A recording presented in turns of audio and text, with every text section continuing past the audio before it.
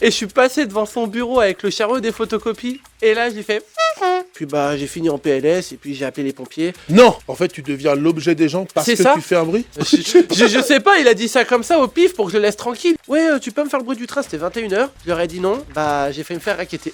Discriminant, je l'ai tous les jours sur les réseaux sociaux, je suis obligé de filtrer les commentaires et supprimer tous les jours des commentaires. Mesdames, messieurs, notre train desservira la prochaine gare de Coïncidence Story. Prenez garde à la fermeture des portes, attention au départ. Bonjour et bienvenue sur Coïncidence Story. Mais quelle joie, mais quelle joie. Aujourd'hui, on va se marrer, on va apprendre des choses, on va parler handicap, on va parler rigolade, on va parler TikTok. Aujourd'hui, j'ai le plaisir de recevoir quelqu'un qui a littéralement soufflé sur les réseaux sociaux. Mais alors littéralement, et pas qu'un peu. Il s'appelle Dylan de Montis. Il est capable d'imiter à la perfection le bruit du train. Vous l'avez déjà vu sur TikTok et ailleurs. Et on va aller plus loin que le buzz. Bonjour Dylan. Bonjour à toi. Et merci d'être là.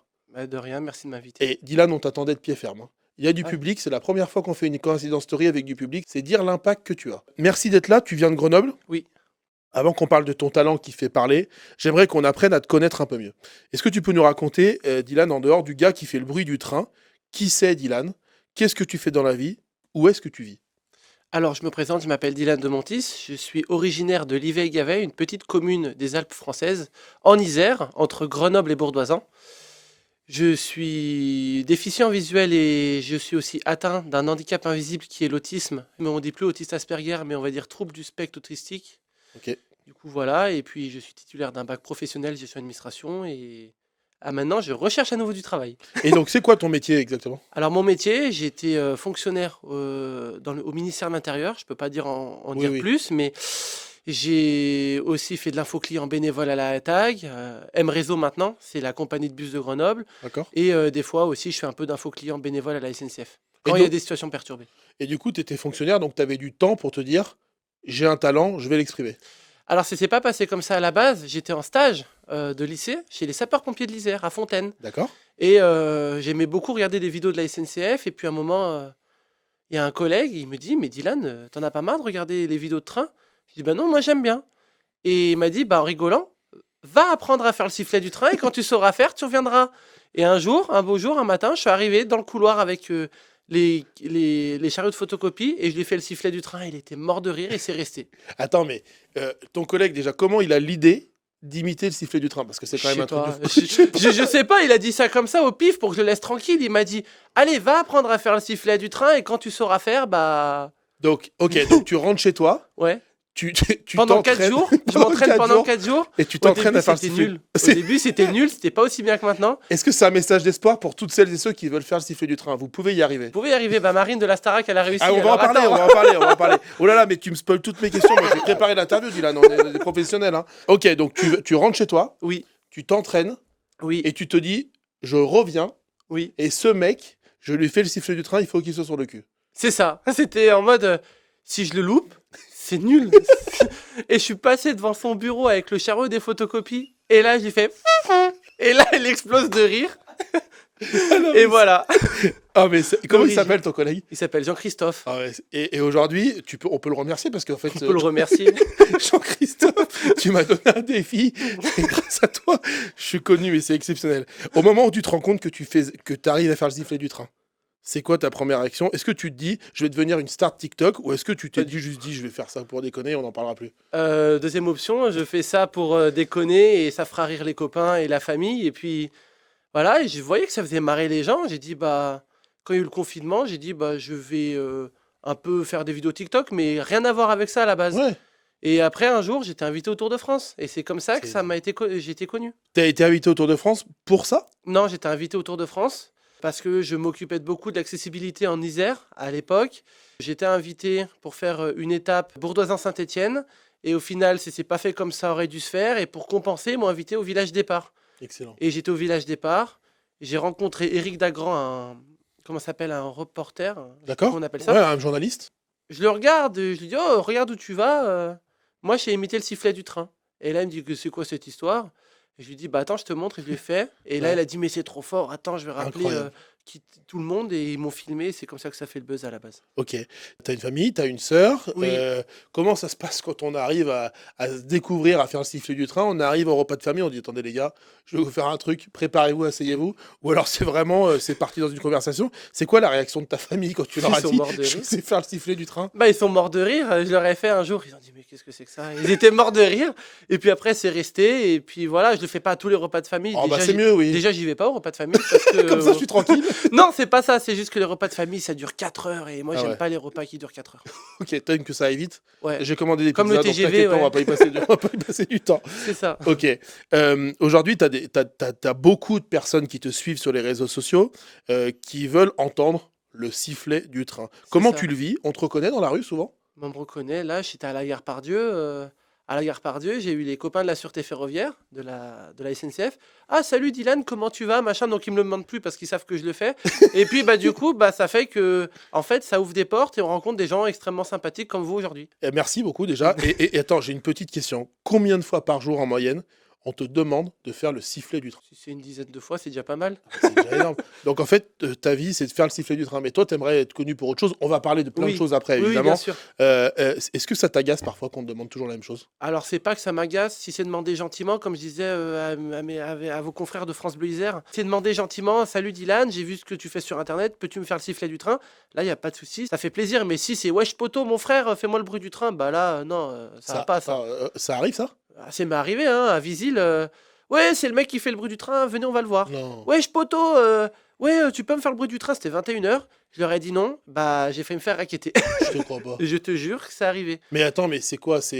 En fait, tu deviens l'objet des gens parce C'est que ça. tu fais un bruit? C'est ça, en fait, t'as l'impression que on appuie sur un bouton. En fait, c'est ah bah il est là, on lui demande un truc et il T'es est l'objet, censé le quoi. faire. Ouais, c'est ça. Donc ouais, C'est quand fou. c'est comme ça, c'est pas très cool, mais bon, en général, les gens demandent poliment et quand c'est demandé poliment, tout se passe très bien, quoi. Ouais, et puis toi, ça te fait rire, t'en Oui, oui, joues. oui, oui, voilà. Et Après, voilà, ok, tu sais aussi qu'aujourd'hui, on te contacte aussi pour ça, donc tu sais d'où tu viens, entre Oui, guillemets. c'est Voilà, ça, bah oui. Mais si c'est demandé poliment. Ok, bon, ton talent, il est fou.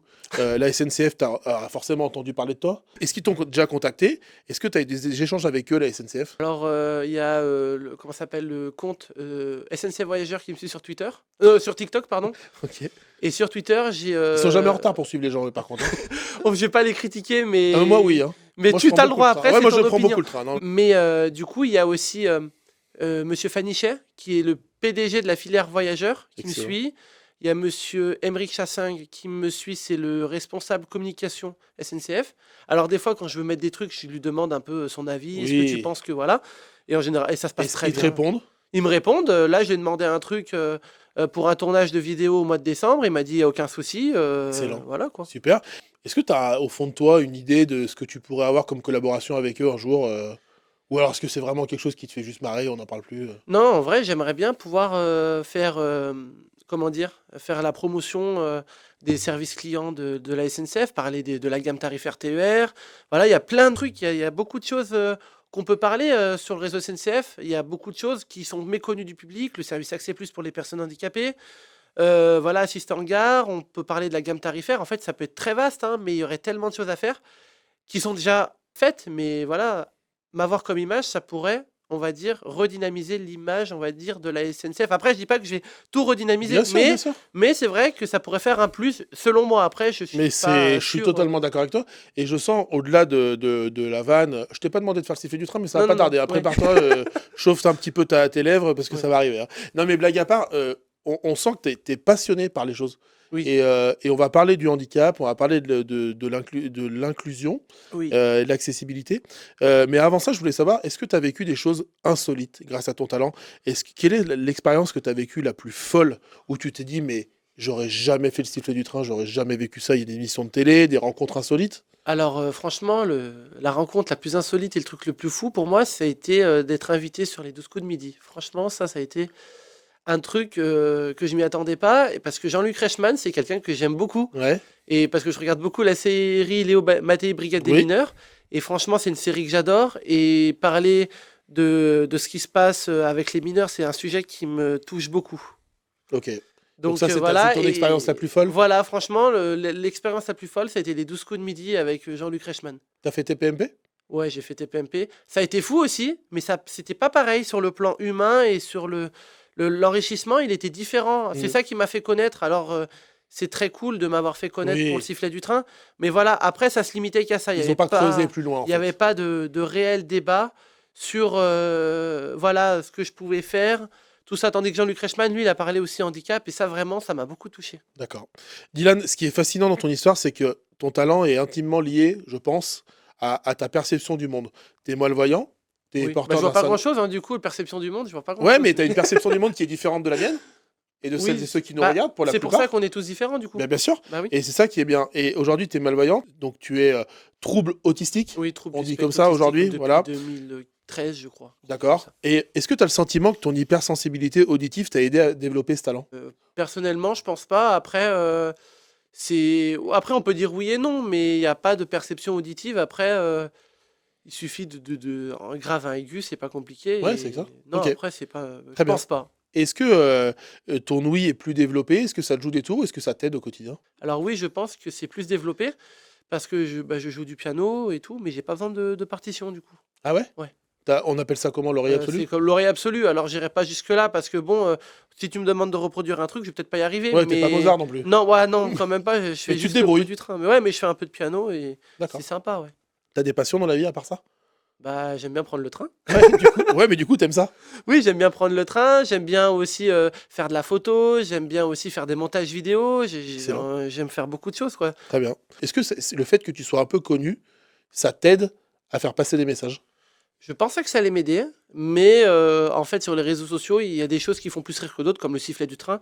Mais Ouais. dès que ça parle de sujets sérieux, Ça saoule les gens? handicap et tout, bah, les gens, ils sont pas là pour entendre des trucs qu'ils entendent déjà à la télé, entre guillemets. Hmm. Mais c'est vrai que eux, ils veulent du divertissement. Donc, ce que je peux comprendre aussi, parce qu'il y a tellement de trucs Oui, qui des sont phases qui lourds. existent, voilà, s'ils peuvent trouver un échappatoire ailleurs, c'est voilà. Après, je leur en veux pas du tout, hein. Moi, Bien je suis sûr. pareil, hein, quand je tombe sur un truc des fois sur TikTok, ça parle du handicap. Alors moi, j'essaie de regarder, mais des fois, quand je retombe souvent sur la même chose, bah malheureusement, je vais zapper. J'ai envie de tomber sur d'autres choses, quoi. Oui, t'as envie qu'on se Oui, oui, divertisse voilà, et t'en c'est as marre envie- des trucs négatifs, C'est quoi. normal. Voilà, si on peut ramener un peu de positivité, c'est toujours important. Bien sûr.